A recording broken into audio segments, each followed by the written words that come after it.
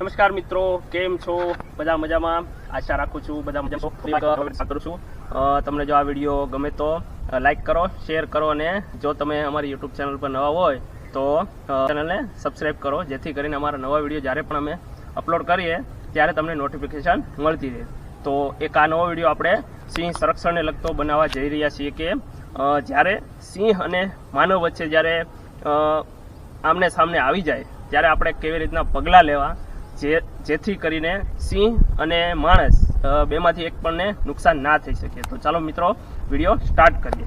તો સૌપ્રથમ તો મિત્રો કે જ્યારે પણ સિંહ પોતાના કેળામાંથી કે પોતાના વિસ્તારમાંથી જઈ રહ્યો હોય ત્યારે જાજે ભાગે એવું બનતું હોય કે આપણે એની સામે આવી જતા હોય.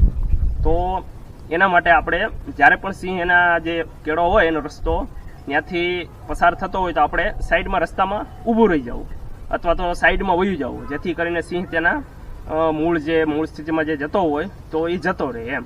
અને જો આપણે એની સામે થાય તો પછી સિંહ આપણા ઉપર હુમલો કરી શકે.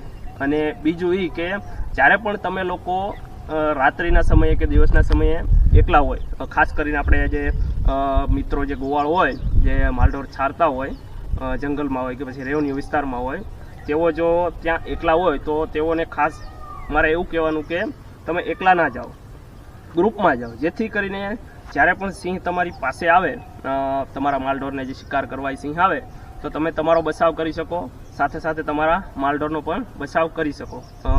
તમે એકલા હોય તો તમે કાંઈ કરી પણ ના શકો, પણ જો ઝુંડમાં હશો તો તમે તમારી સેફટી અને તમારા માલઢોરની સેફટી તમે રાખી શકશો.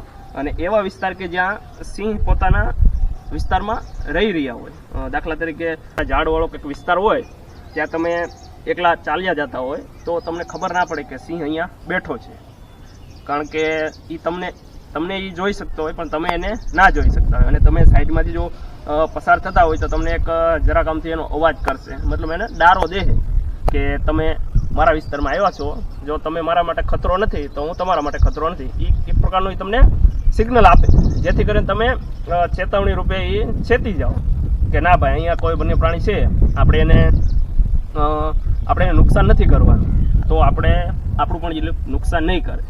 તો આપણે એવો વિસ્તાર હોય ત્યાં આપણે અવાજ કરતો જાઓ. દાખલા તરીકે આપણી પાસે જો હાથમાં લાકડી હોય તો આપણે લાકડીનો અવાજ કરવો, અથવા 2-3 મિત્રો હોય અથવા મોબાઈલ હોય તો એને શરૂ કરીને આ સાઈડમાં નીકળી જવું, જેથી કરીને સિંહને એમ લાગે કે નહીં ભાઈ આ મારી માટે ખતરો નથી, એટલે સિંહ તમારી ઉપર હુમલો નહીં કરે. અને રાત્રિના સમયે જ્યારે ખેડૂત મિત્રો જ્યારે ખેતીમાં પોતાના પાકનું રક્ષણ કરવા જતા હોય ત્યારે સ્વાભાવિક છે કે જંગલમાંથી ક્યારેક રસ્તો નીકળતો હોય કે આપણા જે ગ્રામ પંચાયતના જે આપણે કહેવાય ને સાદી સિમ્પલ ભાષામાં ખારો કે પછી ગ્રામ પંચાયતની જમીન, એ વિસ્તારમાંથી જ્યારે સિંહ રહેતા હોય, નાઇટમાં સિંહનું મૂવમેન્ટ વધતું હોય અને રસ્તામાં હોય ત્યારે એકલા જો ખેડૂત મિત્રો જતા હોય તો એના માટે હાથમાં એક બત્તી રાખો, લાકડી રાખો, જેથી કરીને તમે તમારો બચાવ કરી શકો. અને બને ત્યાં સુધી તમે ખેડૂત મિત્રો પણ ગ્રુપમાં તમે જાઓ, જેથી કરીને તમે તમારો ખુદનો બચાવ કરી શકો. અને જો સિંહ એકવાર માણસ પર હુમલો કરે તો પછી શું છે કે એને આપણે કેમ માણસને જેલ થાય, ગુનો કરીએ, એમ સિંહને પણ જેલ થાય. હમણાં અવારનવાર જે આપણે 2 મહિનાથી જે આ બધા કેસ બને છે કે સિંહ માણસ ઉપર હુમલો કરે છે, એનું કારણ જ એ છે કે હાલ તમે લોકો જે આપણે એનું જે રહેણાંક વિસ્તાર છે એને આપણે ખતમ કરી રહ્યા છીએ.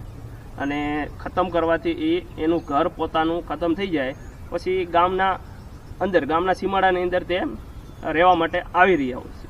અને એના કારણે માનવ અને વન્ય પ્રાણી વચ્ચે વધારે પડતું સંઘર્ષ થતું હોય છે અને પછી માનવ મૃત્યુના કેસ બનતા હોય છે. અને જ્યારે પણ માનવ મૃત્યુનો કેસ બને ત્યારે એ સિંહને પણ આપણે જેલ થતી હોય છે. એનું જેલમાં મતલબ કે એને શું છે કે ક્યાંક પ્રાણી સંગ્રહાલયમાં આજીવન માટે પાંજરામાં મોકલી દે છે, એની સજા છે. બાકી એને કંઈ આપણે એવું કાંઈ નથી કે એને મારી નાખીએ આમ કરી, પણ એને શું છે કે એ પાંજરામાં મોકલી દેતા હોય.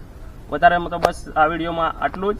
અને આપણે ફરીવાર એક નવા ટોપિક ઉપર વિડીયો બનાવીશું કે આપણે એ ટોપિકમાં કે માનવ અને વન્ય પ્રાણી જ્યારે આપણી પાસે સિંહ આવી જાય, દાખલા તરીકે 2-3 ફૂટ હોય કે 3-4 મીટર હોય તો આપણે કેવી રીતના પગલાં લેવા, આપણે કેવી રીતનો વર્તાવ કરવો, ડરવુંમાં ચર્ચા કરીશું. તો અત્યારે બસ આટલું જ.